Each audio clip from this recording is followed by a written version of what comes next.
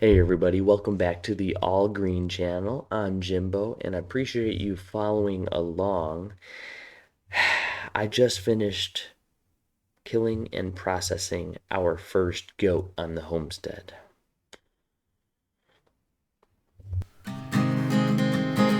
This world's in trouble, you know what we mean. Homesteading is a lifestyle, healthy, wholesome, and green.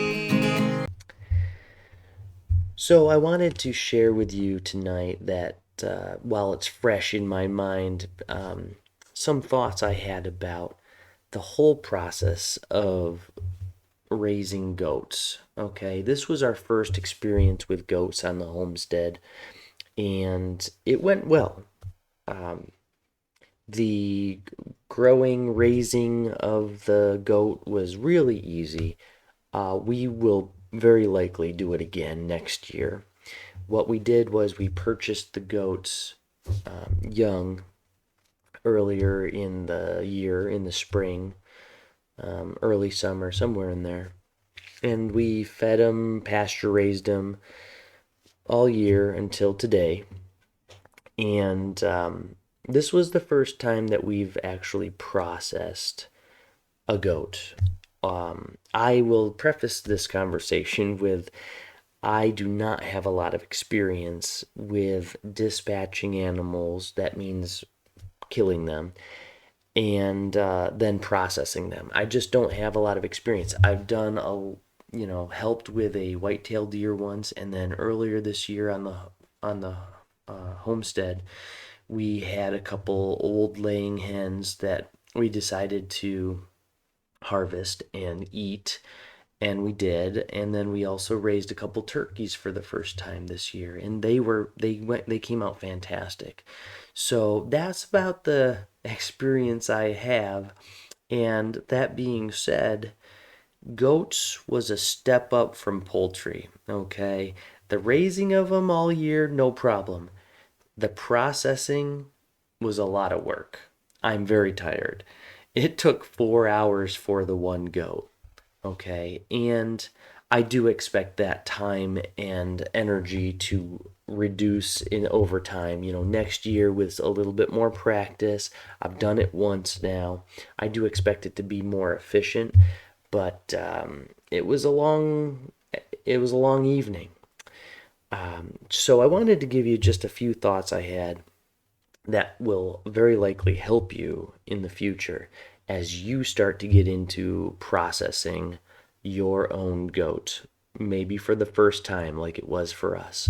Hopefully, it doesn't take you 4 hours, but I will tell you, plan for some time, plan ahead, and know that you're going to be expending some energy and time, and go in prepared with the right tools. So we're going to talk a little bit about the tools part of it. Some things that we did, I feel we did really well and the right way was, first of all, dispatching the animal. Um, what I did when it was a lot of research, and how we did it was with a 22 long rifle that I've always had. And one bullet, it was very instantaneous, very quick. It was very painless. I think it was definitely the way to go. If you have a small caliber pistol or rifle, it's definitely the way to go. One shot to the back of the head and it was over. So I was very happy with how that went. The field dressing of the animal, removing the innards, was pretty straightforward, very easy. I took my time with it. And then after that, you skin the goat. And that took some time, okay? That took a little effort. If I were doing it again, I'd probably watch another YouTube video of somebody doing it just one more time. But it, again, is pretty straightforward. It just took a little effort. Now, I do want to say, too, one thing that we did really well was the lifting system that we put in place. All it was a tow rope with a metal hook on the end. I threw it over one of the rafters. I've got an outside overhang off the barn, And so we were outside, threw that hook over. Okay, the hook went on to a hanger. Now these hangers, definitely buy one. Okay, I think they mainly sell a lot of them for deer, but you use them for goats too. It worked really well. It kind of holds the two legs spread like this, and it allows you to work a lot easier on the animal when you're processing it. So get one of those hangers, they're metal, and and what I did was I hung it up on the hook, and then on the other side, as it went across the rafters, I hooked it, or I tied it to my four-wheeler. And so when I wanted to raise it, I just pulled the four-wheeler forward, or if I wanted to lower the animal and work on it at a certain height, I would just reverse the four-wheeler. So that went really well. I would encourage you to do something similar, just because I just can't see it being any easier than that. So again, dispatching the animal and field dressing it using that method I mentioned was really easy. I'd recommend you do that. I'd also recommend that you do and watch a few videos in advance of other people and see how they do their field dressing, their processing. Okay, so that does take us into the processing stage. Now, I will tell you, I'm a big proponent of the right tool for the right job. Okay, we had a set of knives that we purchased mainly for the chickens and poultry. They're supposed to be all purpose. I think they were a little short for working on the goat. That being said, next year I very likely will buy a boning knife. They're a little bit longer. Um, Again, trial and error until you find something that works for you. These smaller knives for me is probably a personal preference, so you're gonna have to explore this on your own. But for me, the maneuverability, the just the length of the blade that I needed for some cuts, I felt I was lacking in. So I think a longer knife might be the way to go.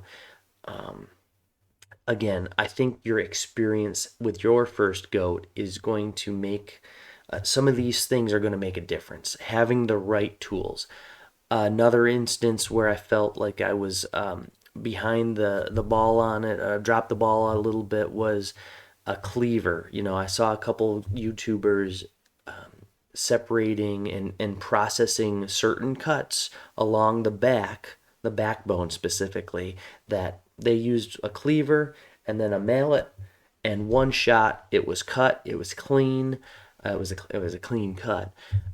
I had a sharp hatchet. It's just what I had. I had a hatchet and a mallet, and it would take me boom, boom, boom, three separate hits. So it wasn't as efficient, it wasn't as clean of a cut, but that is what I had, so that's what I used. And again, maybe next year I'll think about upgrading to just a little nicer processing tool for that. And then the other thing was bone saw. I have a hacksaw. Okay, they're pretty much the same thing, at least from what I can tell. However, they are designed. One's designed for cutting, some one thing. The other's designed to cut bone. And I think a bone saw stays cleaner and it's easier to clean up afterwards. So that's probably, I'll definitely get a bone saw next year. If you see this video and help it, let me help you prepare for your first processing experience, do yourself a favor and get a set of knives, get a bone saw, at least have a hatchet, right? And a mallet, because that did work really well. It just took me a few shots at it. So make sure you do your homework on the tools that you need, and there's a fair amount. We also then vacuum sealed the cuts of meat that we were keeping, and it went to the freezer. And we're very happy with everything and how it came out. We were very happy that we did this process. Not super happy with how long it took or the amount of effort it really took. Again, that is due to, I think, a lot of lack of efficiency. So as I continue that with the homestead next year, hopefully we'll actually have a little better experience as far as that goes. But hopefully you picked up a few pointers off of this video.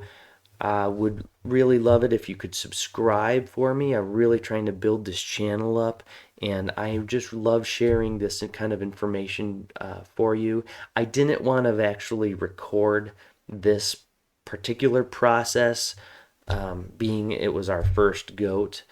After a few more, maybe I'll have the experience to do it efficiently, and I can give you some better pointers, some better information as I fine tune my process and get the best way to do it.